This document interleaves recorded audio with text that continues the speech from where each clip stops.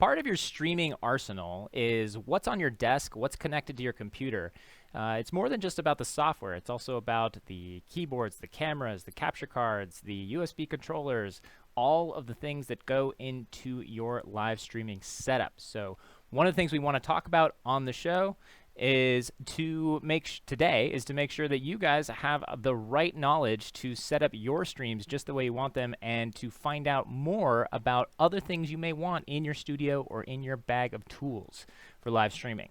So that's what we're going to get into today with a specialist from Elgato. Stick around. We're going to talk about a lot of the products they use and make just for streaming that you could probably use in your studio. So it should be a fun show. Stick around. This is Wirecast Live. I'll see you right after the opening credits.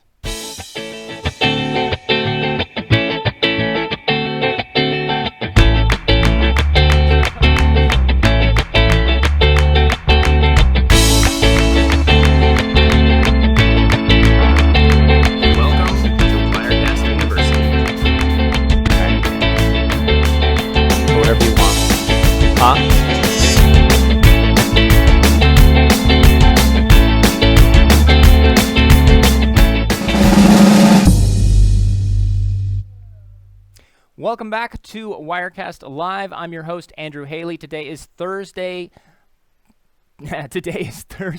February 7th. Thank you. I wasn't sure where I was going to go with that, whether I was going to say the time first or the date first. Okay, today is Thursday, February 7th.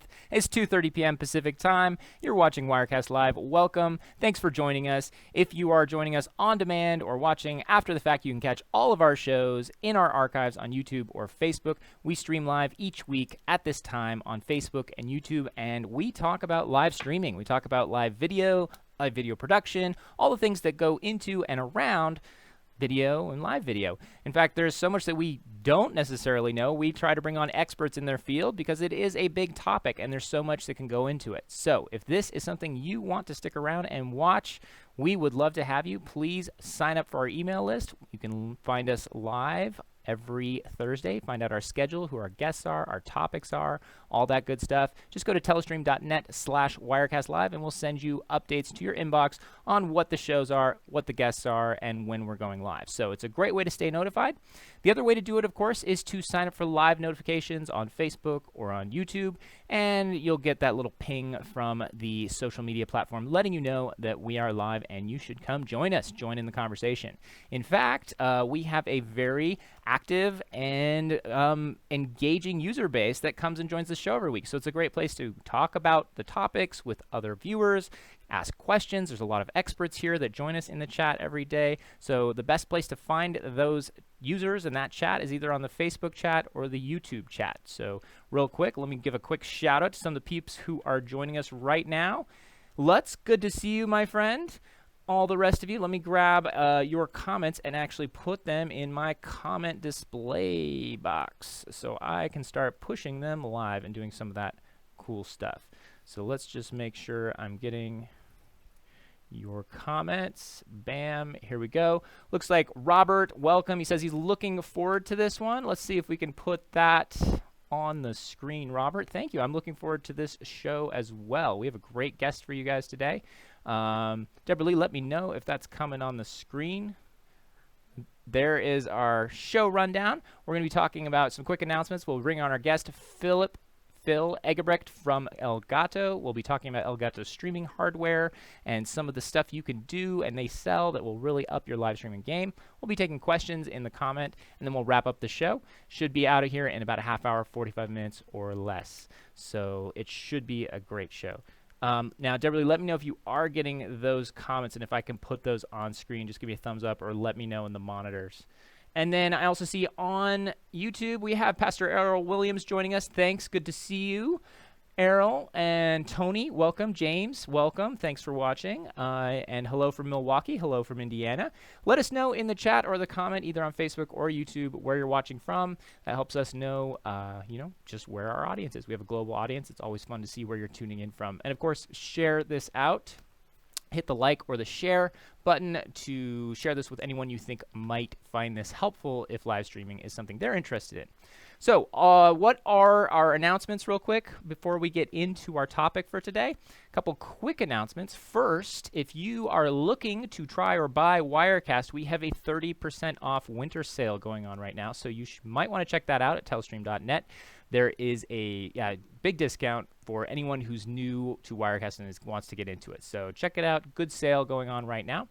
The other news for today is that it's not out yet, but we're getting close to releasing our next beta version. If you didn't know it, Wirecast betas are always available on our Telestream forums. You can just type in Wirecast, Telestream, Wirecast beta into Google or your search box, and that will take you to our beta builds forum or thread on our Telestream community forum. Let me show you where that's at real fast.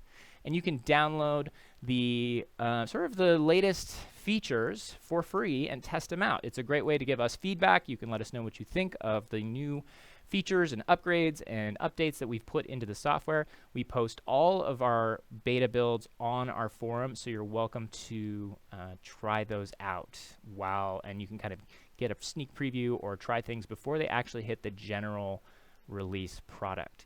Now, Wirecast it's still something that you buy and you own, but there is now a ongoing subscription service for it. So you actually can get free updates and upgrades, all new features for a year. So if we release Wirecast 12, Wirecast 13, Wirecast 14, any of those updates with new features throughout the year, you will get them for free if once you own the software and if you subscribe for that first 12 months, and then after that it's just $99 a year to stay subscribed and always get the latest features. So you buy it once, and then you can subscribe for as long as you like, ongoing on an annual basis. So it's a great way to get all the latest features and the latest support. Some of you may have noticed that Facebook was broken recently. The output in Facebook wasn't working with the API. If you logged in, you weren't able to publish live events to Facebook and Wirecast. That is fixed with the latest patch release, 11.0.2, I believe, which is just out yesterday. So we fixed it as quickly as we found out about it. Facebook, as you know, has been changing a lot of things on their platform for security reasons. They changed something again, and it broke most third-party streaming tools. So hopefully we were actually one of the fastest to fix that problem of all the streaming partners that Facebook integrates with. So if you are if using the API to Facebook is something that's very important to you when you stream in Wirecast, then you'll definitely want to update to the latest version to make sure that you can continue to use your Facebook Live feature totally seamlessly inside the app. All right, that's the announcements I have for today. Hopefully, let's just once again check on our comments here, make sure that all makes sense. Ron says hi from Delaware. Zoltner, hello from Princeton. Welcome. Edmund, welcome from Connecticut. Just picked up Cam link out, says Christopher. And Tony is joining us from London. Welcome, Tony. Okay, and then we have, let's make sure I'm getting my Facebook comments. Finland, Villa Luoto. Not sure I ever say that. Sylvia, welcome again from Italy. And Greg, good to see you from Australia. And it looks like Brad, audio level's good for me on iOS. You're joining us on your phone. That's great. One of the things that I love about this show is we can stream on any platform and any device because Facebook and YouTube are so universally compatible. Okay, without further ado, I'd like to get into our topic for today, streaming hardware with Elgato. Joining us live on the line from California is Phil Eggebrecht, the technical marketing specialist for Elgato products at Corsair. Phil, sorry to make you wait, but thank you for waiting and welcome to the show. Thank you, Andrew. Yeah, it's very nice to be here. I think my camera's working now. Had a little hiccup earlier. It wouldn't be a live show without a hiccup, right? Wouldn't be a live show, trust me. It's always by the seat of our pants. So Phil, you said this is one of the first live shows that you've done. So yeah, first how's that so far? Live interview show. Oh, it's been. I mean, you guys have been walking me through it. It's awesome. This is my first time being live on the internet. I've done streaming in the past, and that's sort of my history as well as broadcasting on Twitch. So cool. Yeah, I've dabbled a little bit here and there. Yeah, so I imagine Twitch is kind of the market for Elgato products, streamers, gamers, that kind of thing. But obviously, Elgato makes products for streaming in general that can apply well outside, or now Corsair, I guess, that apply well outside just the gamer and live streaming space. And we've really seen that crossover potential and popularity with the Stream Deck, which we'll get into a little bit later. But can you talk a little bit about Elgato, when the company started, how it got started, and then sort of the acquisition by Corsair? Sure, yeah. So little history lesson here. So Elgato was started back in the 1990s, before I was even born, I believe, in Los Gatos. That's actually where the name comes from. So in sunny Los Gatos, California, you have Elgato being born, and back then Elgato was known for the DVD burning software Toast, I believe it was. So, back in the 90s, you had DVDs or, CDs, and you could burn MP3s and stuff like that to them. And So did then that get that moved acquired by on. or sold to Roxio? Because wasn't it Roxio Toast as well? I'm not sure on the specifics, but that sounds like it might be. Again, I don't know. That's Okay. all way ahead of my time. Good question. Because I was a huge Toast Yeah. user. It was kind of like my main program, obviously, back in the Yeah. DVD and CD burning days. But Roxio was kind of my go-to. So, guys, if you know any history Gotcha. behind that, please put that in the chat. But please continue, Phil. Yeah, I'd love to know myself. And then from there on, it moved over to like DVD, or sorry, not DVD, TV tuners. So like USB tuners that plugged your PC, and then you could, record like live TV. And that's where Elgato really got its namesake in the like TV and kind of video recording space, because we had this innovative little technology called flashback, I believe it was called. And you could essentially, like, we'd be recording all the time, kind of like a DVR, and then you could scroll back and watch things in the past, but all of that on your PC. So you could just sit on your computer and watch some TV in the background if you wanted to. And there was like auto scheduling, auto recording, all that fun stuff was in there, and that's where Elgato got started, or that's where that name really got started for broadcasting and video. And then from then on in 2012, that was the first the first time we released a gaming capture device, and the story behind that is also a little bit interesting. So we had this, gosh, I forget what the name. I think it was Elgato Video Capture was the name of the software. And back then we noticed that a lot of people were pirating it, right? Because the Hmm. way you got the software was you bought a license key, you put in the key, it did a quick authentication check, and it's like, great, you have it. Obviously, there were like key gens and stuff like that around, and it wasn't like network-based authentication yet, like you could do nowadays. So people would just, generate themselves a key and then download it. However, there was like telemetry reporting in the software. So we noticed that there was a big uptick of downloads and just users in general. And we actually reached out to those users at the time and asked, hey, what are you using the software for? Like, Right. because the sales of the hardware wasn't matching up with the actual All the usage of the software. right. So like, why is everyone downloading the software? And some of those people, oh, I forgot to add that when you registered your key, you would also put in your email. And some of the people who use like fake keys would actually also register their real email. So we actually had, people registering with their email. It's like, great, we can figure out exactly who you are. Security experts right there. Exactly. And so what happened was that we just basically mass emailed some of these people who signed up and said, hey, what are you using the software for? And it turns out they were using the Hauppauge HD PVR, which is the component input capture device from Hauppauge with our software, and they were capturing from their what is it at the time, like Xbox 360 and PS3. Hmm. And so we are like, oh wow, that's pretty cool. Maybe we could do something in this space. And so that's when we launched the Game Capture HD, which was the first real consumer gaming capture device with HDMI. So we actually skipped component and analog altogether and went straight to HDMI. Which was for its time really, really cool. That's fascinating. So, real quick, just back to the Roxio, Toast thing. Jim Wild in the comments on Facebook said it was actually Toast was Roxio. The competitor Oh, okay. was made by Elgato. It was called Easy CD Creator. All Easy right, I CD mixed that up. Creator. Like So I yeah. said, way before my time. No, thanks for So the history lesson, Jim. We appreciate that. That's yeah. what we need. So okay, so you guys launched the Elgato Game Capture HD, which was sort of that first HDMI screen capture. And you mentioned that prior to that, people were using the Hauppauge HDMI capture. And one thing I find really interesting is Haupauges tend to be known because they're expensive. Haupauge's not a cheap brand of capture cards typically.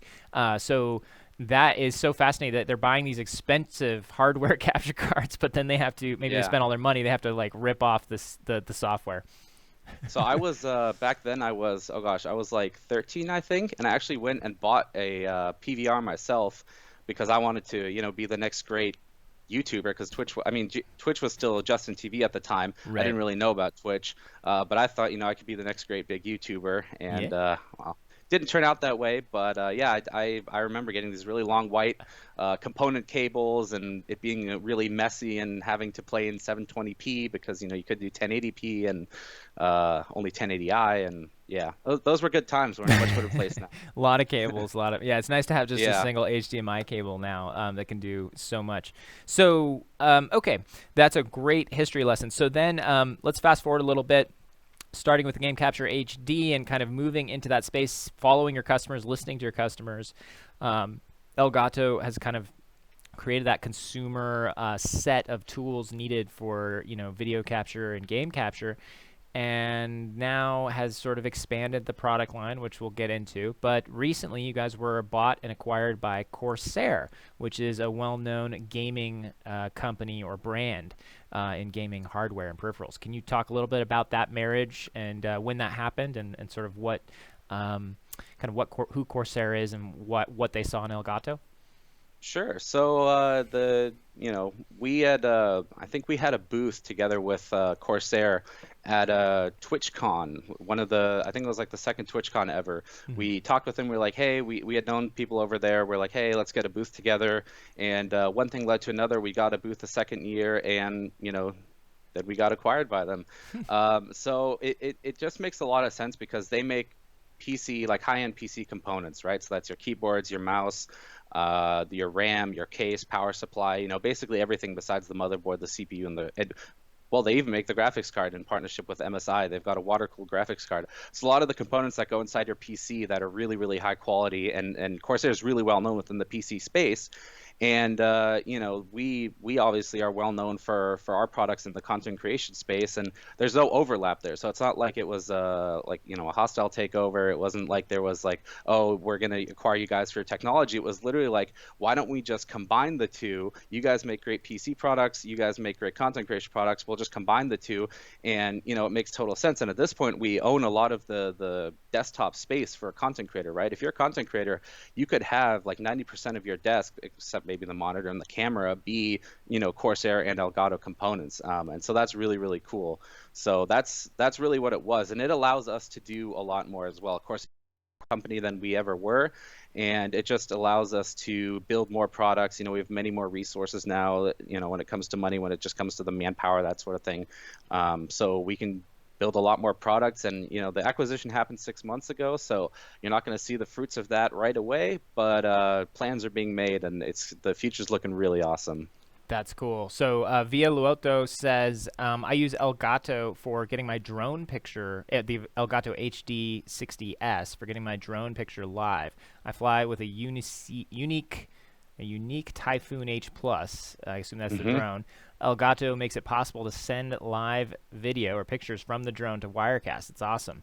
Now I'm trying to connect the Garmin Verb 360 camera to Wirecast. He's wondering, is it possible to connect this camera through the same Elgato HD60S? Good question. I believe so. If you're already using the other drone with the Wirecast, then definitely. The HD60S just shows up as a direct show device on Windows. So if you just plug it in and Wirecast, you add a new source, a new direct show source, and it'll show up right there, and you just add it right into your scene. That's sweet. Okay, Yeah. so yeah, if you guys have other questions for Phil, please take advantage of him while we have him, and I'll try to feed him those questions. All right, so back to you said it's only been 6 months since the acquisition, so it's going to be, you guys have some plans in the works. I think I'm excited to see what those are, what kind of the combination or the collaboration of the Elgato team and the Corsair team will come up with. But one of the sort of big products that has kind of got you on the show and got us interested in bringing you on the show was the sort of breakout success of the Stream Deck. So the Stream Deck, for those who don't know, maybe you could fill us in a little bit, Phil, and I'll pull up the website while you're doing that. Sure. So the Stream Deck, I actually have one in front of me as well. Maybe I can hold that up here for Sure. those guys who haven't seen it yet. It's this little Ooh, thing right here. silver. Let's see. Yeah, so I have to a word about this. You can only get them in black. I have one of the prototypes, which is actually not available. You can't buy it, but it's pretty special. So it's got 15 LCD keys. So these keys can be dynamically updated to be whatever you want them to be.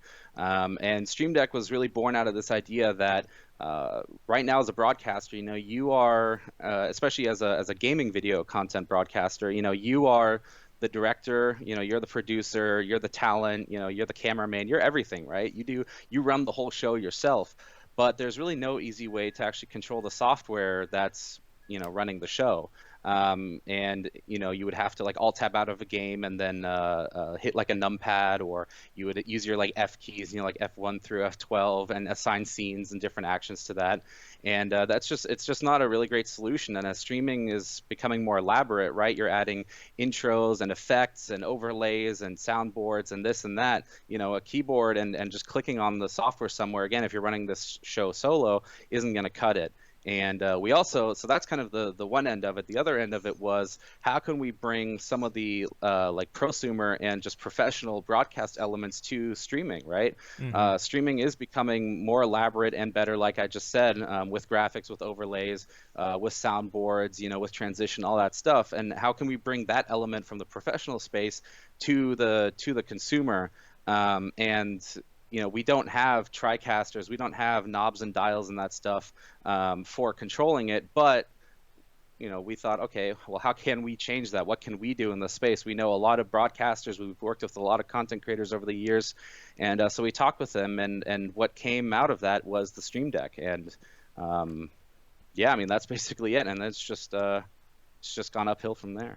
Yeah, no, I think this was a really interesting concept because we've seen USB controllers, peripheral third-party controllers, be around for quite some time. That what's different about the Stream Deck is the ability to sort of real-time update the keys with the correct sort of your own images, customizable images, and completely. So now, you were always, a lot of the software and other peripherals competitors to this were always able to real time see what software you're in, and then the buttons would mean different things. But now you actually see the actual change on the keyboard or on the controller, no matter what software program you jump to. So you instantly, the buttons update themselves, and you know exactly sort of what each button does. It's kind of a cool. Just a better visual feedback. I almost compare it to like that, the Apple Touch Bar at the top of like the MacBook Pros. It's sort of like Yeah. an Apple Touch Bar for everybody else, for every other computer. You can, Yeah, and definitely. I love the Apple Touch Bar when I'm on my laptop because some people hate it, but I actually do enjoy it. And once you start getting used to using it, you'll see it's just real time feeds of new controls or commands or things you use all the time. The Elgato's just like that. Once you update it for a few programs, it's constantly just switching sort of as you jump through programs, right? It can Yeah, dynamically definitely. sense that. Yeah, I mean, that's really the big part of it. We've had examples. We have a lot of pictures where we see people like printing out little like images that they've made in Photoshop. They'll print them out, put them on a piece of paper, and then stick them onto their numpad or their F keys, right? Right. Or you'll buy like a secondary numpad to hook up to your computer, and that's just not a really elegant solution, because yeah, what if one day you want to change up that scene one button that you have to maybe do something else, like mute your microphone? Well, then you go again and print out some more pictures and stick those on. It's just really not that great of a solution. And you also might not just do that at all, and have to remember that num1 is your scene change 1 and num2 is scene change 2, right? But again, that was in the past. Now we have the Stream Deck. Right. And there's also, for the professional broadcast space, a colleague of mine used to be like a broadcast producer, I believe, at MLG, and this was many years ago. But you know, the same thing. They had like color coded buttons, and I believe that's still the case. I'm not as familiar with like professional broadcast equipment, but what's the equipment that I see, it's like color coded, you know, or you'll have like a little like text on there, like an e-ink text or something like that. You know, that's very static and it doesn't update or something like that. So the Stream Deck really adds that like I don't know if that's even a word, like dynamicism or whatever. Yeah, Basically, dynamism, the right. fact, yeah, that you can you know change it on the fly to whatever, and it'll you know be whatever you need it to be basically. Yeah. So yeah, and it's just getting more and more. You know, we started off with the 15 key one, then we released a 6 key version, and well, we'll see where we go next. Yeah, you're just gonna get bigger and bigger. You're gonna do full-on broadcast switchers here. Yeah. So, okay, so we'll get into a little demo of the Stream Deck and how you can customize buttons. Looks like the air conditioner Is that a just came fan? on. Yeah, the Yeah. air conditioner just came on. So I don't know if Trevor, Deverly want to turn that off. It gets really loud in here when we have that on. Okay, so. We'll gonna do a demo of the Elgato software and how that works when you kind of get into it. You can walk us through a little bit.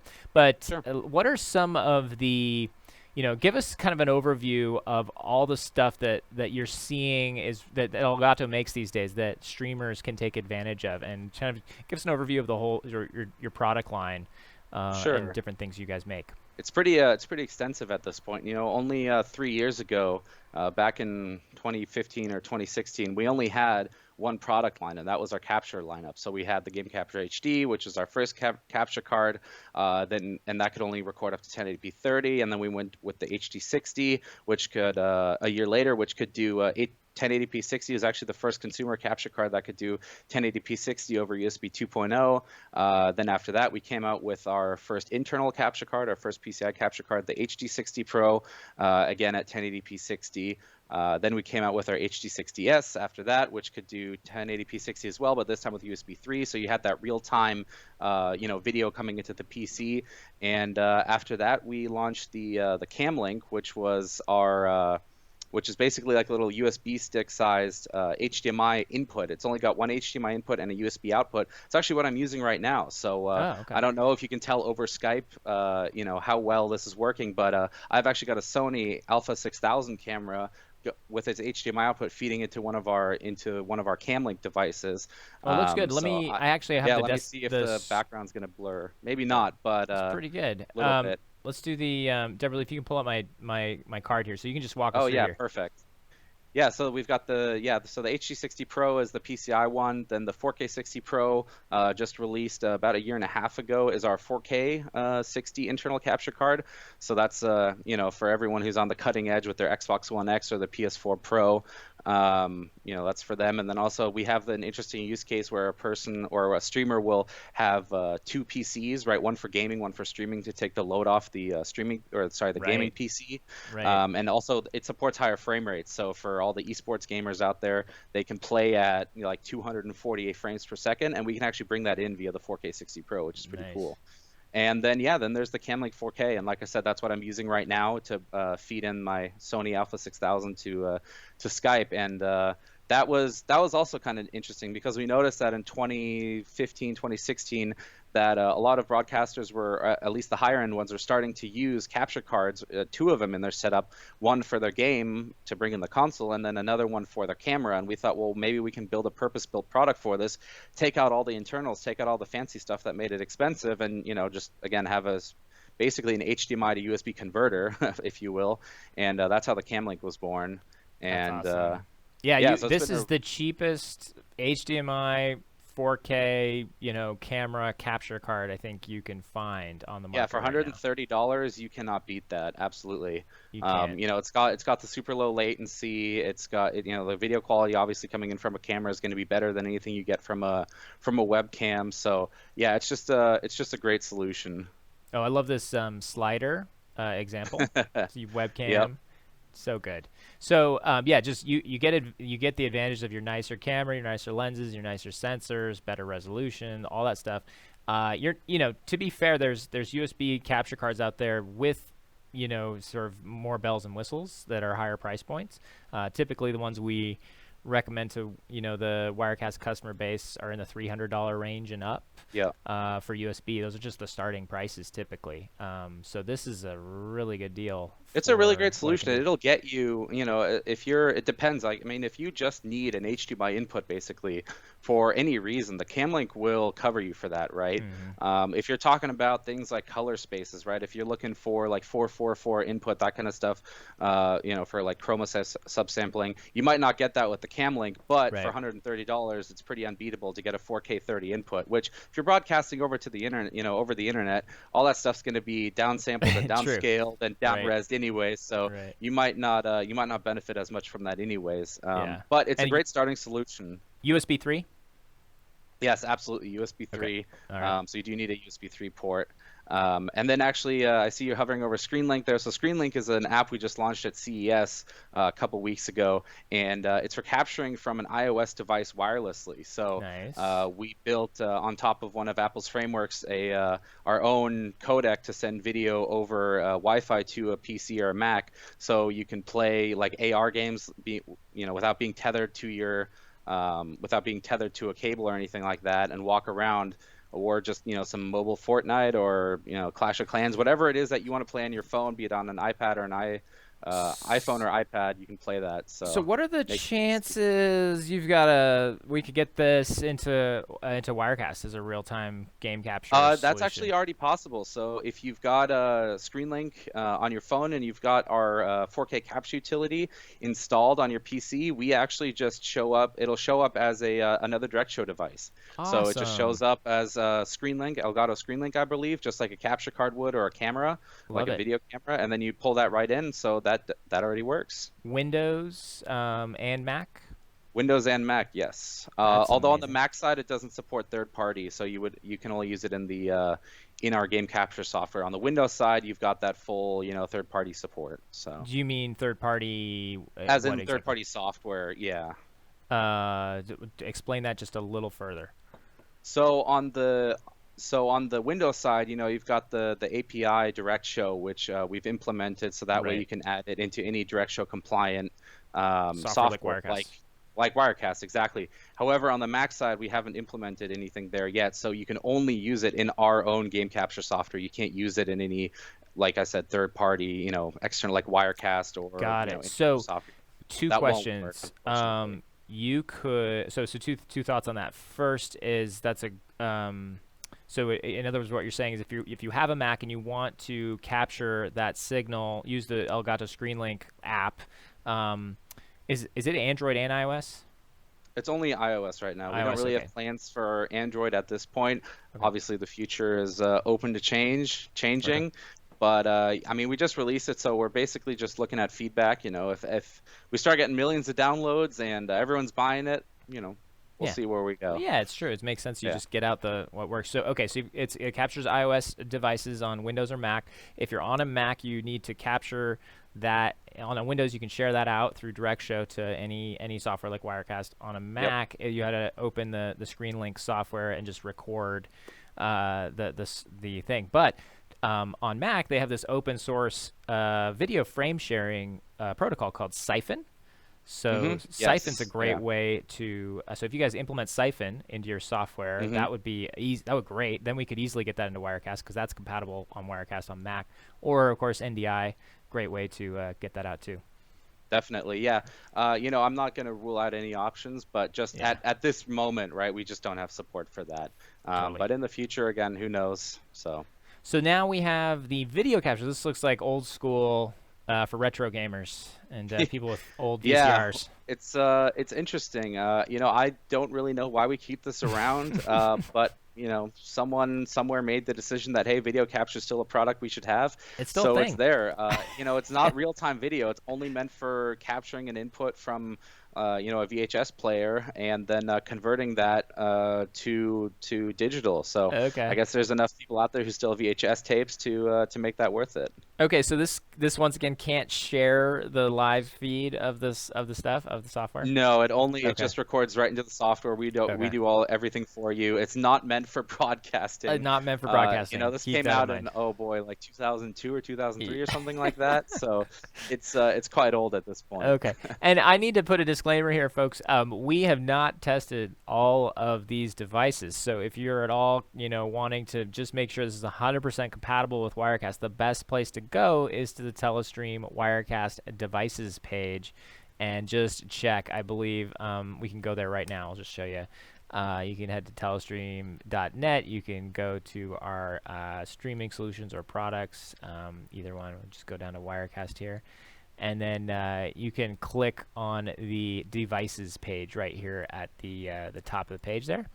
And you can see capture cards. So that will give you a current list of ones that our team has tested. Now, that doesn't mean that they won't work if they're not on this list. It just means these are the ones that we have officially tested and vetted ourselves. But if you go to the Elgato page right here, you can see we definitely have tested the HD60, the HD60S, the HD60 Pro.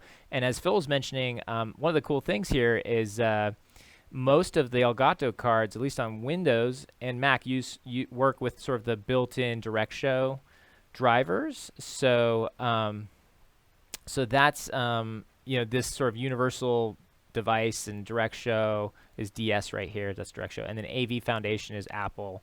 So generally, because Elgato I think works with those drivers on the operating systems, Wirecast should see most Elgato devices that have that support.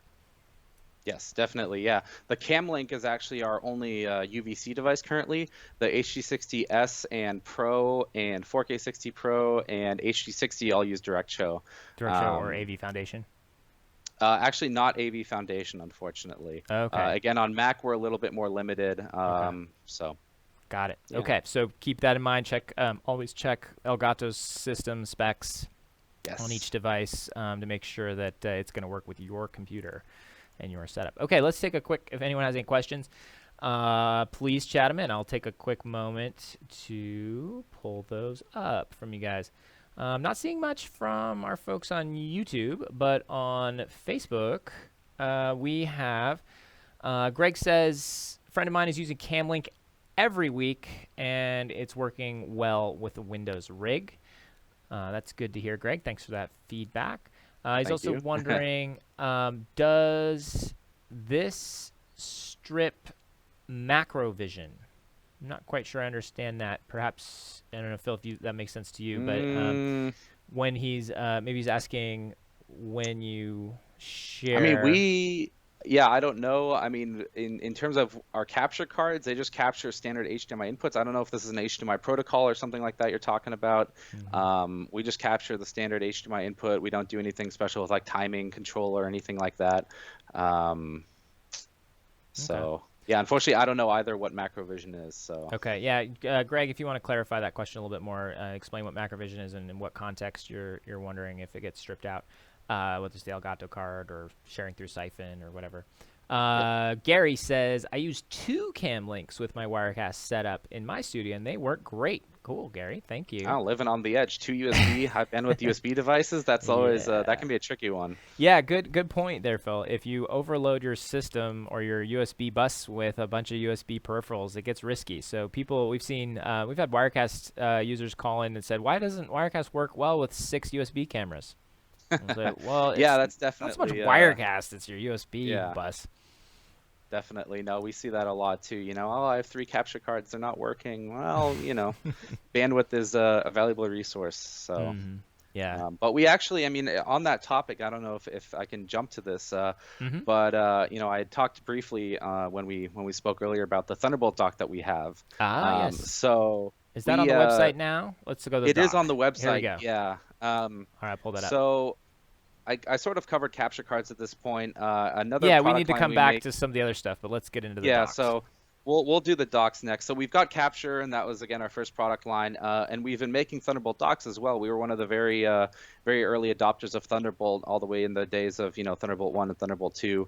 And we've been working with Intel closely on these. And the docks are actually interesting because they obviously provide a lot more I/O, and especially if you've got a new MacBook which only has Thunderbolt ports, you need some like inputs and outputs of standard USB, and like HDMI, that sort of thing. But we just released our Thunderbolt 3 Pro dock at CES, and this dock actually adds a really interesting capability, which is that each each USB port on it is individually controlled by its own USB controller. So Oh, you'll notice there's 4 USB-C type ports on there. let me see. Or actually, no, I think it's just 2, and then there's 2 USB-As on the front. Yep. So you could theoretically plug in, 4 capture, 4 high bandwidth devices, and they each get their own bandwidth assigned. So that's pretty cool. So you could hook up 4 cam links or something like that and have a 4 camera input, and then another microphone, and there you go, you've got 4 cameras, a microphone, and you've got you could run like your own little multi-camera show or something like that. That's And of incredible. course that's all plugged in via one cable via Thunderbolt, right? That's what the Yeah. Thunderbolt So you haven't base even used provides. your other Thunderbolt, ports or buses at all. And you've got all those Exactly. USB devices on. Cool. Exactly. It also provides high-res audio, and we have a really great DAC in there for those of you who've got nicer headphones. It's got that SD card slot for transferring the contents from an SD card from a camera very quickly, and then of course it can also charge your MacBook. So Hmm. this isn't really prevalent on the Windows side, but at least if you've got any of the newer generation MacBooks with Thunderbolt, the dock will actually, again, via that one cable, provide all that I/O and power, which is really cool. So if you've got like a desk, everything's connected to the dock, you can plug in one cable, and your 2 4K 60 monitors pop up. You've got those USB controllers, Ethernet, SD card slots. So it's a really compelling product. I have to say, okay, so first of all, I'm only seeing one DisplayPort output on this guy. So There's there's only just one DisplayPort output, but you can also, of course, use the Thunderbolt outputs as another oh, right display. here. So we Got it. support what's called, I think it's DisplayPort plus plus, Hmm. the protocol over Thunderbolt. So you could adapt that. You could use a Thunderbolt to DisplayPort adapter, or if there's a Thunderbolt display like a 5K display, from LG, you could hook that up as well. And we do have a couple other Thunderbolt products that you're moving over there. We've got Yep. just our standard Thunderbolt 3 dock, and that just has a few less ports. It doesn't have the SD card slot. Hmm. It doesn't have the higher end audio, but also still a very great solution, again, with for 4K monitors. And then we've got our Thunderbolt 3 mini dock, which is like So a travel cute. dock. So cute. Yeah, that one can't power your Mac, unfortunately, but it still provides some some outputs and some inputs. Yeah, So. yeah. Okay, so one thing that consistently impresses me about Elgato is how thoughtful you guys are in your product design and product creation. You really clearly have the customer in mind, and you seem to be listening very carefully and closely to their needs. And when you approach a new design, it's other companies. Often you see them slap things in, and Elgato is always so I don't know, I don't know how to describe it, but very thoughtful. We try to be very focused Hmm. on who we're making these products for. I mean, you'll see that in our all of our like our capture cards, and the Stream Deck, and some of the other products like the Keylight, which we might get to. Those are all purpose built for a very specific person in mind, the content creator. And when we think, okay, it's for the content creator, then we start thinking about, well, what kind of situations would they be in? What's their setup like? What do they really need? And what features might they not need? What can we take out of the product to potentially reduce cost or reduce, the complexity of it, to just make it the best it can be for, that specific use case. So, yeah, I mean, we really put a lot of thought into every product that we make. Okay, so I want to get into the green screen and the key light because these are really cool Yes. products that So anyone can use. Let's start with the green screen, then we'll get to the lighting. yeah, the green screen is really cool. I mean, it's pretty self-explanatory. It's this little bar that you set up, and it's got a rolled up green like cloth in there. I believe it's made. I can't remember the name of the manufacturer, but it's this like really high-end green fabric, and you just pull it up right behind you. I've actually it's so simple. I've got one behind me, so I can actually pull it up Oh, let's do it. right behind me on my own setup. like that. There we go. Boom. Now I'm chroma keyed. Like you could chroma key me out right now. That's how simple it is. So imagine, you're in your smaller room or something like Yep. that. And again, this is purpose built for the broadcaster. So Right. if you're in Well, your the room, at-home maybe broadcaster is spend- in their desk or exactly. their studio or Yep. in their bedroom, and they can't keep a green screen up all the time. You just need to tuck it away when you don't need it. Exactly. So in that case, you just pull out, the bar, move out the feet, pull it up, do your broadcast, and No then when you're done, you wrinkles, just push it. no No folding the wrinkles or taco. The anything. taco. Have you ever Nope. tried to fold one of those taco folds Oh, with the it's massive terrible. It's pop-up greens? Oh, terrible. they're horrible. I'm Uh, pretty sure I've like bruised my fingers because they'll like whip apart again because there's so much tension on them. Yeah, and then when I'm done, when you're done broadcasting, when I'm done broadcasting, I just push it right back down and away it goes, and That's that's that. insane. It's And it so doesn't like simple, snap right? on you. You guys actually have like the tension arm, so you can actually can you like Exactly. stop Yep. it at any point in its up or down journey? Yeah, definitely. So you can stop it basically at any point and That's adjust it to cool. where you need it to be. So it's really really cool. So At first, yeah, oh, go go ahead. ahead. Okay, well, I No, was no, gonna no. say that that clearly this is one of those examples where you guys clearly just thought out all the little annoying details about green screens, and Yep. then you're like, oh, let's fix that. Yeah. And we've gotten feedback on, hey, why don't you make it wider? Why don't you do There's always this? Why not something. a blue screen? Why is it $150 for a piece of cloth? But I think it's very evident to anyone who uses it right away that there's a reason why we built this product, and there's a reason that it is the way it is. And we're always taking all the feedback into account, so you never know what we might do in the Well, future as well. heck, man, I mean, So, like, you can always go yeah. wider, you can always go bigger. There's always somebody who's gonna be Exactly. unhappy, but man, for hitting the most value for $150, that is a killer product. I think I'm gonna Yeah, get we've one seen other myself. green screens for photography that are just a little bit bigger than this one, but immediately cost $800. And it's like, Hmm. well, okay, I mean that doesn't really make sense. So, and now we've got a very compelling solution. So It's cool. it's pretty awesome. And I mean, I use it myself because I don't have a lot of space. I mean, Yeah. what you're seeing behind me is like the computer room I'm in, and there's not a lot of space in here. All right. So And green screen accessible to anyone. That is just critical for you guys who want a green screen. You're at home. Vicky, I saw you were joining us. This might be a great little green screen to tuck away in the back if you need one. If you're wanting a green screen or you're wanting to put yourself in front of content or slides or just whatever, when you need a green screen, they're really handy. And this is the perfect space conservative, and it's not that expensive. Okay, let's jump over to key lighting and talk about the key light product. Because so obviously green yeah. screen's one thing, but you also need good lighting. Exactly. So we started off with the green screen, and then people started asking us, "Oh, well, okay, I've got this green screen, but my chroma key still doesn't look really good. How do I get some lights?" And it hurt me like inside when I had to recommend someone else lights because I knew that we were working on these key lights for so long. But Yeah. we released these a couple of weeks ago as well at CES, and it's I think it's actually one of our most liked product release tweets ever. So people Ooh. really really dig these.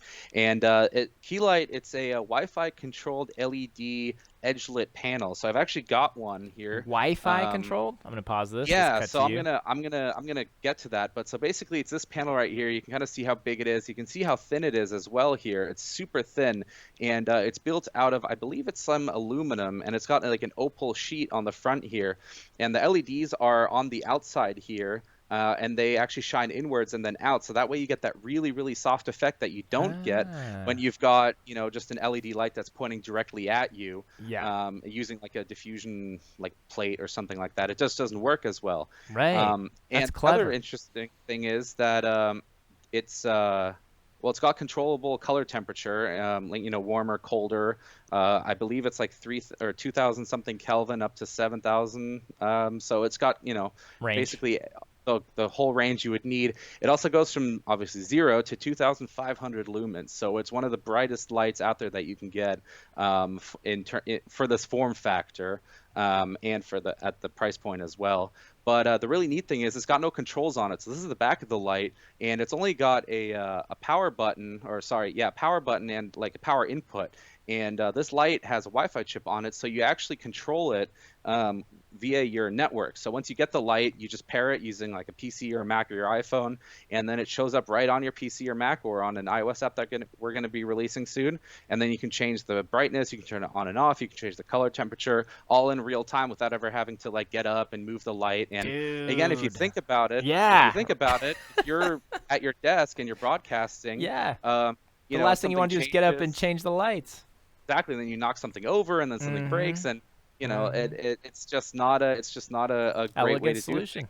So we Yep. You created this solution, and of course it did integrates it with the again. Stream Deck, right? Yeah. So you Yeah. can press a button on the Stream Deck, your light turns off. You can press another button, the color temperature goes up, that kind of thing. So it all comes together and it all creates this like really great experience. And so the key light together with the green screen, you've got a really slim setup at that point, and anyone can have it. There's no more barrier to like, oh, I can't have a green screen. Oh, I can't have good lighting. You absolutely can now. You guys are mad scientists. I'm serious. That's so cool. That's just it's just like one of those things like when you see it and like you actually say it out loud, you're like, why didn't anybody do that sooner? Yeah, That makes so much sense. Do you right? know how many times I like my mic is unplugged or I've like tripped over a tripod, dragging my mic cord around just trying to turn on or off the lights Speaking or of up or down? tripod, you Yeah. just mentioned that. I forgot to mention that about the key light. The key light actually comes with a clamp mount. So Ah, it comes with a telescoping mount that has a clamp on it. So if you've got a desk like this, it just goes right on there, tightens, so you can still push your desk up against a wall, even though you have two lights mounted on it. So again, it's all about being compact, but at the same time extremely functional. dude, so amazing. All What's down the to the price German point? engineering. Yeah, what's the price point?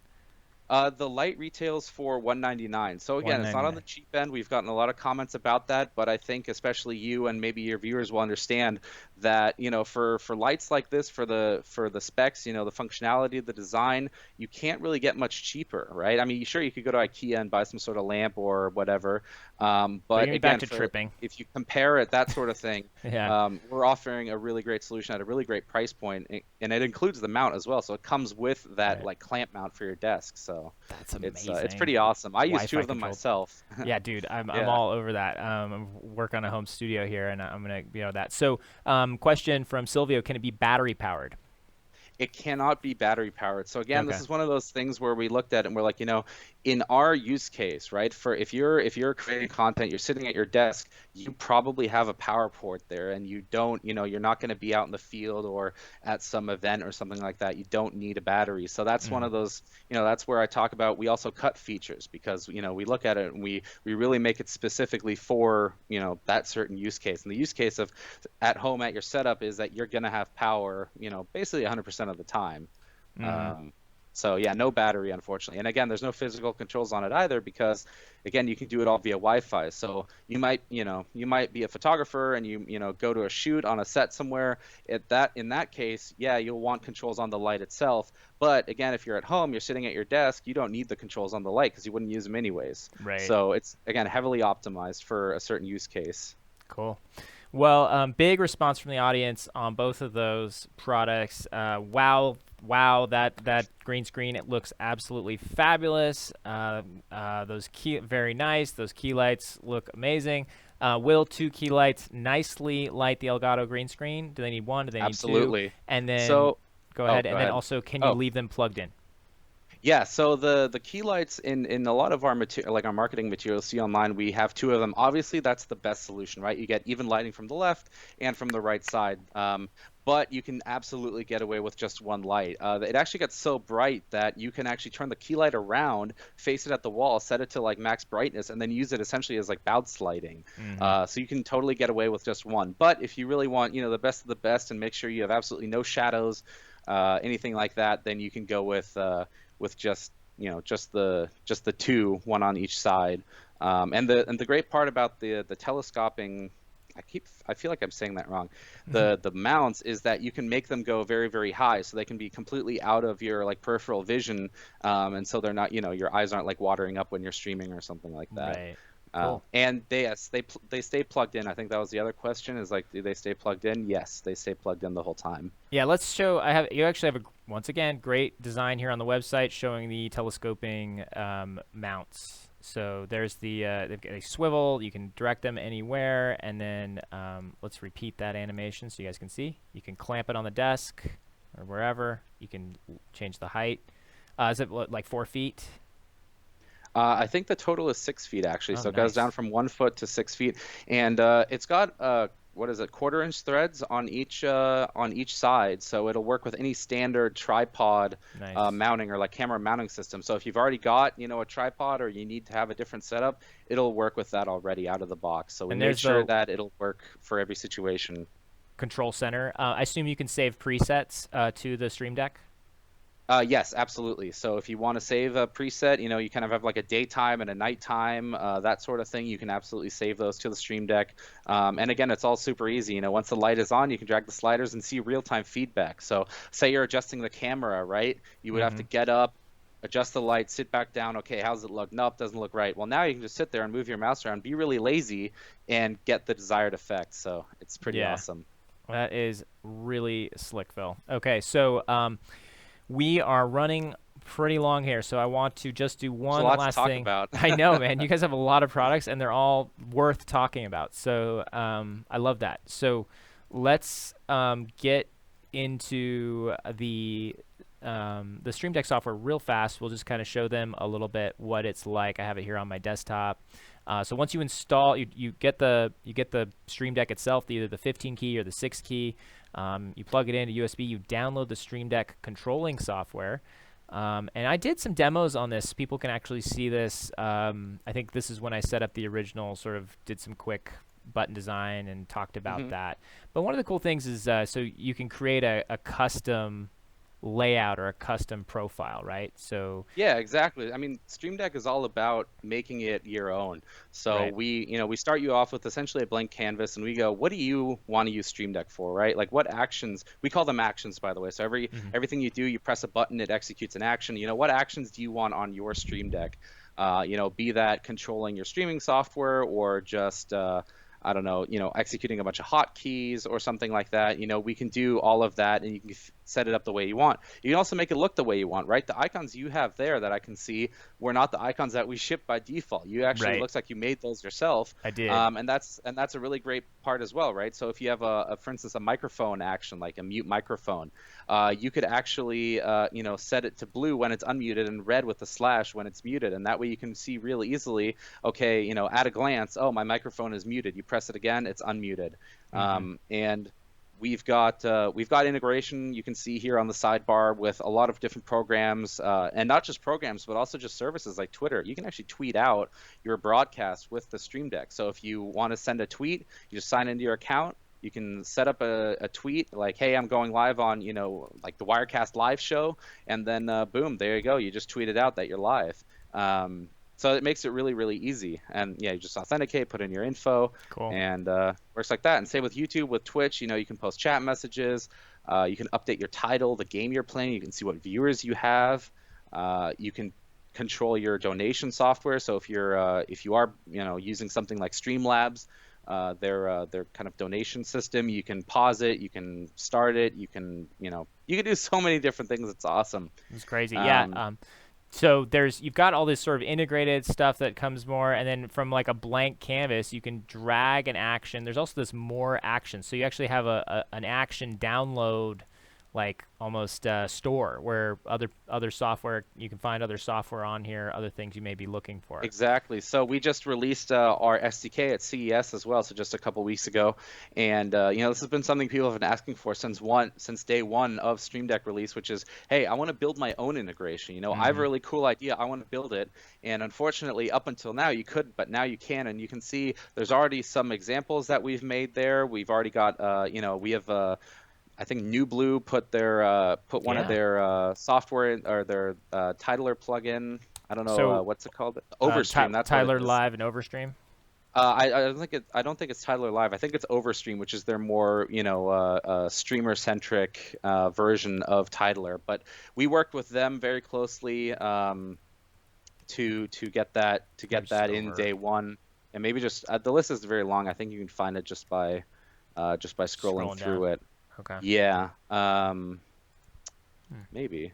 It's only like 5 things here. Actually, you know what? It might not show up because you're on a Mac, right? So we do have yes, Mac and Windows specific plugins. Interesting. But basically, anyone can upload their own plugin now and build their own plugin. So we have the companion button there. We've got the CPU plugin, so you can see the CPU usage of your computer. We have a memory game if you just want to play some memory and instead of doing anything useful. We've got we've got SoundFlow integration, so if you want to control SoundFlow, you can do that.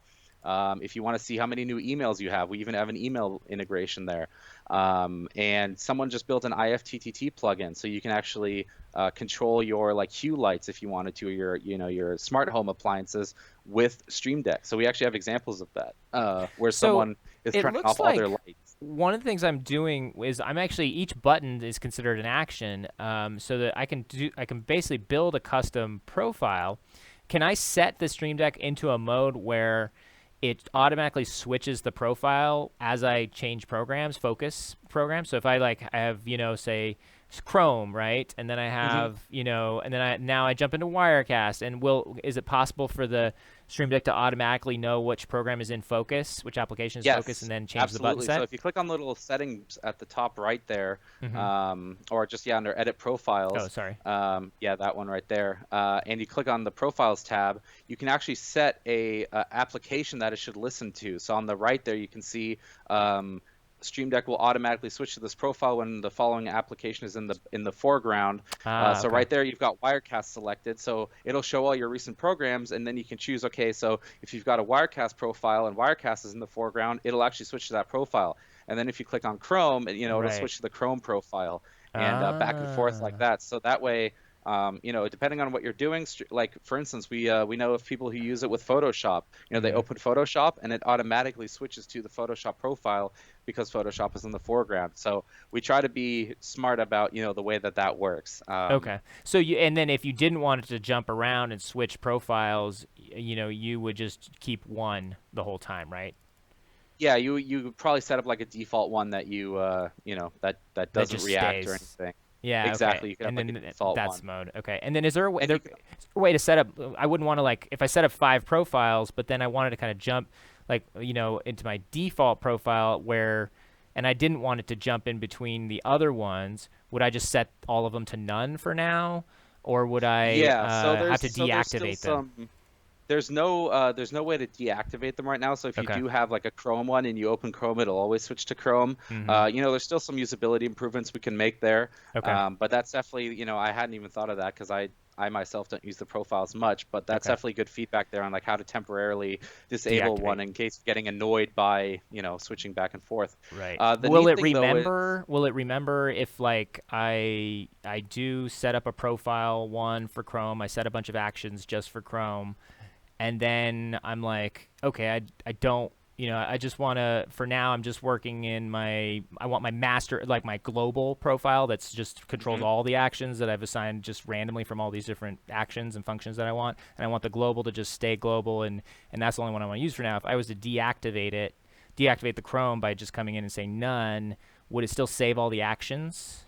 Absolutely, yes. So then when I came back and I was like, all right, now I'm back to go to the switching, using profiles 1 through 3, I just assign and then it'll start switching. Yep, exactly. And it won't mess up all the actions I assigned to that profile. So that's actually kind of a way to do it. In terms of organization, there's 2 other really cool things you can do. You can set folders, so each button can actually become its own folder. So you have 15 keys on the Stream Deck or 6 keys on the small one, but if you want more than that, or you want to organize like a folder with a bunch of tweets, you can just right click on the action and just click on create folder, and you can actually go into that folder, and it's essentially like a file structure. So you've got your top level, and then you've got a folder, and in that folder you have another 14 different actions. So you could set that my folder, you could set my tweets, whatever it is, and that way you can organize. And the cool thing is you can have folders within folders, so you can go basically infinitely deep. Suddenly you have not just 15 actions, but you have maybe 200 or 300 or something like that set up. Right? So if you combine that with the profiles, that's really powerful. But it goes even further than that. If you right-click again on an action or on a button, the second option you'll see is a multi-action. Okay, let me go back to the default multi-action. Exactly. So stream and record at the same time. Exactly. So the multi-action will execute all the actions that you put in there at the same time or with a delay. So it's a little bit like a keyboard macro. So if you want to start your broadcast software, start your broadcast, turn on your key lights, open your like Twitch dashboard, and then also like, I don't know, mute your microphone and play your intro video, all of that, Dude, you could do all dude, of that at once. So you can just that's drag these in amazing. there in order and then set a delay between them. Yeah, if you want to play a bunch of audio, you can, Send out my you can tweet. start Spotify, start a tweet, exactly. And right Okay, now you're play not the adding a delay, so these will all execute right at the same time. But wow. this creates really powerful functionality because you could have like a stream wind down multi-action that'll then, do things when your stream is ending, like turn off your lights, close your software, that sort of thing. Send out another tweet saying thanks for watching. How do And you again, add the delays? so it's under the Stream Deck. If you go on the right on the action bar, there's a Stream Deck.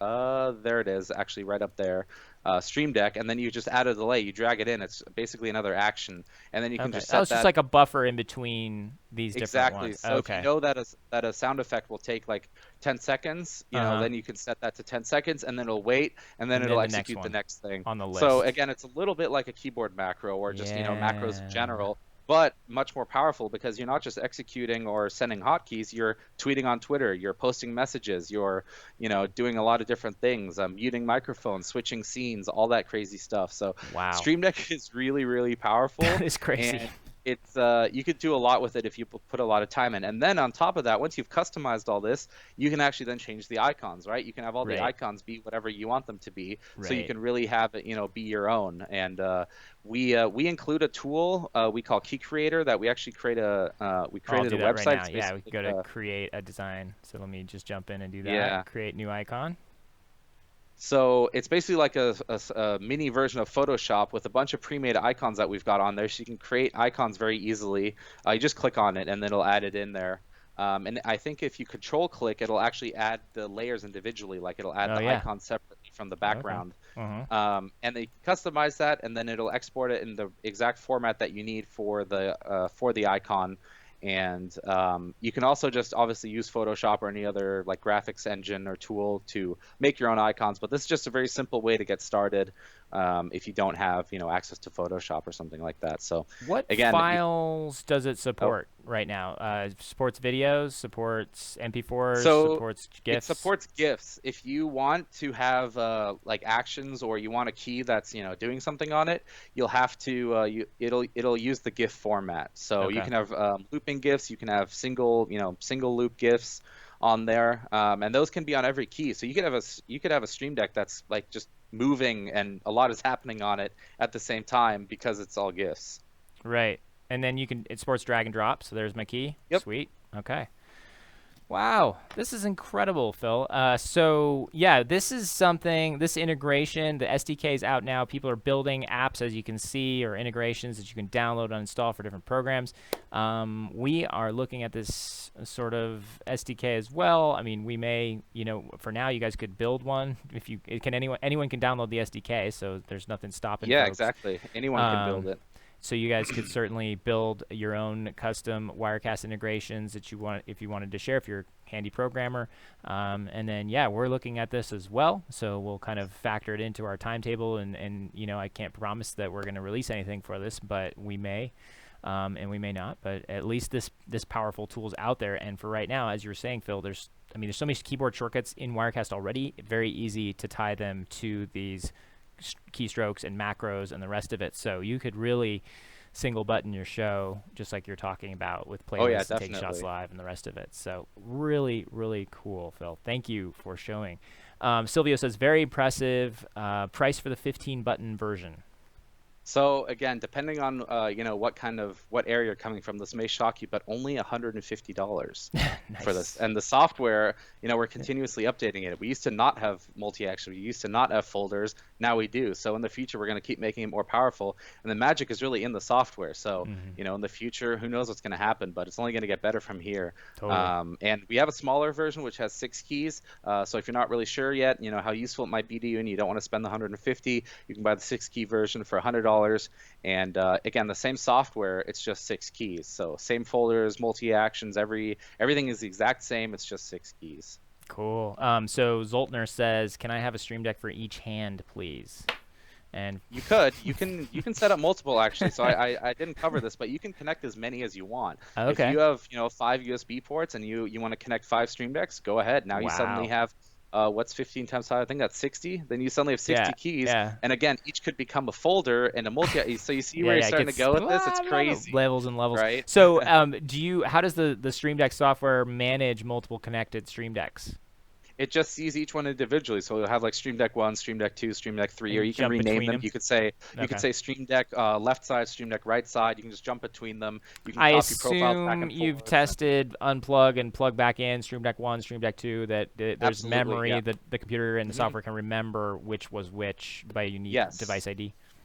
definitely, yeah. Okay. So no, that's all managed. So if you unplug it and you plug it back in, it'll be like, oh hey, this I Stream remember Deck you. I've seen before. Yeah, So yeah, yeah. cool. Okay, and Frederick says Elgato, you complete me. And Jonathan says very nice product. So all around, really cool stuff. Phil, where can people find out more information about you or Elgato products from Corsair? So yeah, I mean, we're all over the web as Elgato. You can find us at Elgato Gaming on Twitter. You can find me personally. It's my Twitter handle is kind of complicated. It's at Lieutenant Royal Shrimp. So it's LT and then Royal Shrimp. So it's a little complicated. Not everyone remembers it. I need to change that at some point. Lieutenant Royal Shrimp. Um, Got it. yeah, and that's everything. If you have any questions about our products, you can also email me. My email's on there, and we're obviously super responsive everywhere. So if you've got questions for us, hit us up on Twitter, hit us up on Facebook or Instagram or wherever you are, and we'll try to get your question answered. Yeah. Dude, awesome. Well, thanks so much for coming on the show. And it was long, but it was good long. So thank you for going over all that because there was just so much. It was great. So I really Yeah, I have appreciate a it. feeling we could have talked for another hour or We could so have. just about some of this stuff. So it's always better to have more to talk about than not enough. So Absolutely. yeah, it's been my pleasure to be on here. I really appreciate the opportunity to come on and to show you guys what we've been working on and the cool products that we have. And yeah, just thank you so much. Dude, thank you. And yeah, hopefully, look, for more cool Elgato products soon. And obviously, we'll announce any news if we have an official integration. If not, for the meantime, Elgato is giving you everything you need to get going and start using the Stream Deck and all the other cool stuff they've got. So, Phil, really appreciate your time. We'll have you on again some point in the future. And best of luck with everything you're doing and continued success and best wishes to Elgato and the Corsair team there. Thank you. Sounds good. Have a good one. All right, dude. Talk to you later.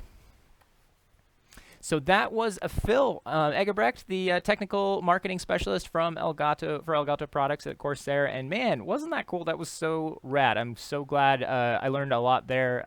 Really happy to have Phil talk about the products in depth and kind of give us a tour. There was a bunch of stuff I just didn't know and wasn't even aware of how cool it really was. So yeah, check that out. I think that these are some really, really cool streaming peripherals and hardware. You can see that they're really thinking about the whole ecosystem of your live stream setup and how to make it easier, more efficient, more solo operator friendly.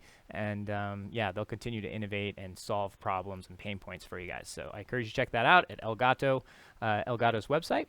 And that is it for our show today. And I actually have a little bit of announcement, a bit of a sad announcement, but this will be my last show officially as the host of Wirecast Live. I've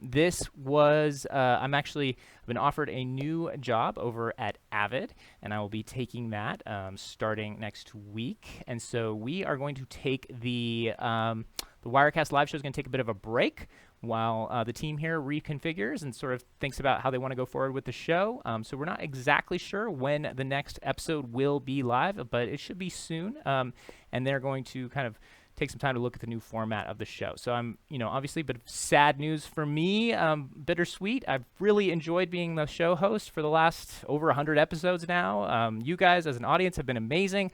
We love our Wirecast fan base, and I've been so privileged to be the host of the show, talk to wonderful guests like Phil, and so many of the guests we've had over the past episodes. It's really been incredible.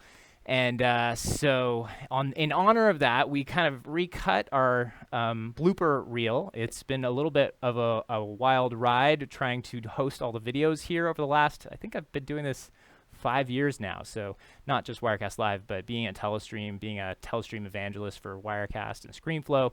And yeah, it's been crazy. So it's going to be a big change. I'm excited, but yeah, I'm a little sad to be leaving you guys and leaving the host chair on this show and all the people behind the scenes. So we'll be right. Maybe we'll just roll out with this little blooper video. And I just want to say thanks so much. If you guys want to continue to, I've got. You can follow me on Facebook. You can reach out to me there. I'm happy to help in any way I can with any of the Wirecast Live or Wirecast questions that I may be able to answer. But I'll be more and more out of touch with that as time goes by. And I just want to wish you best of luck and thank you so much for watching the show. Before I continue to trip over my words and get all mopey on you, I'm just going to say let's roll the credits here, and I will see you guys soon. Stay tuned for any news to the show and what the new schedule is going to be. It may actually change. It may not be Thursdays at 2:30 p.m. and the rest of that. So stay tuned for those announcements. Those will be coming on social media as well as on the Telestream Wirecast email list, the Wirecast Live email list. You can go to telestream.net/WirecastLive to just stay informed, and they'll send out an update and email there. So again, thanks so much. We'll see you guys when we see you. So long. It's been a great ride. And Deverly, take us out.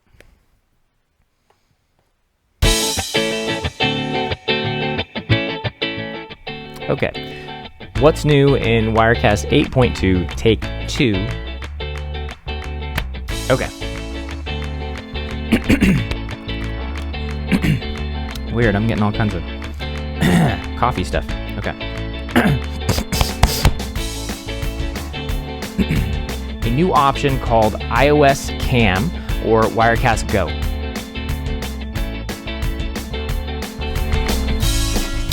Welcome to Wirecast University. Wi-Fi signal on your network. First, that's not fair.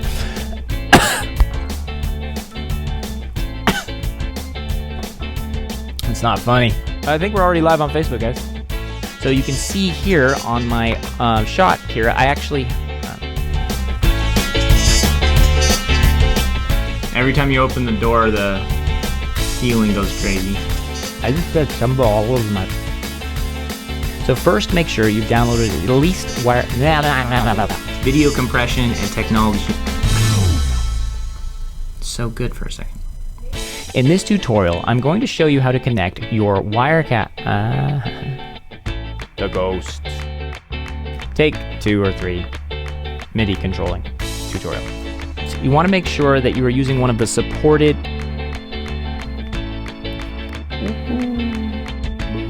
Now, first you're going to make take 3, or actually technically take 4. But in this... from Facebook?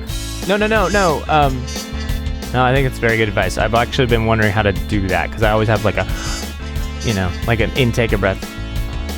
Take 14.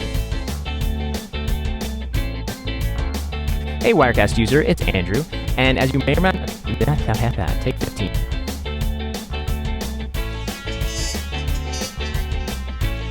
I'll just do this. Okay. So, I'm having some confusion here in the difficulties leading up to it. So,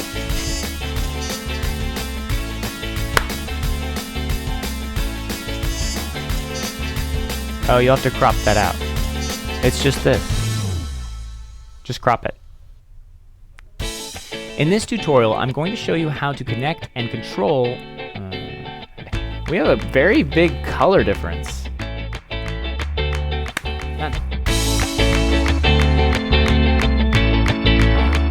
When you feel so mad that in this tutorial I'm going to talk about how to... Okay. For some reason my Igor is Irish.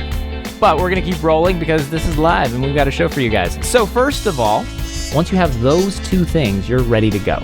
So first, I'm going to show you in the app, just open Wirecast Go and you'll see me, there's my camera. And the next thing you need to do is check your...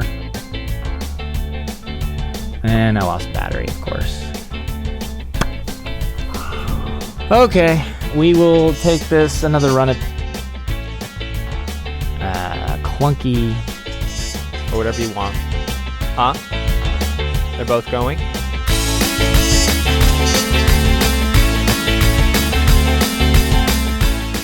blah blah blah ramble. First, only, last take today. I'm gonna nail it all right now. Okay.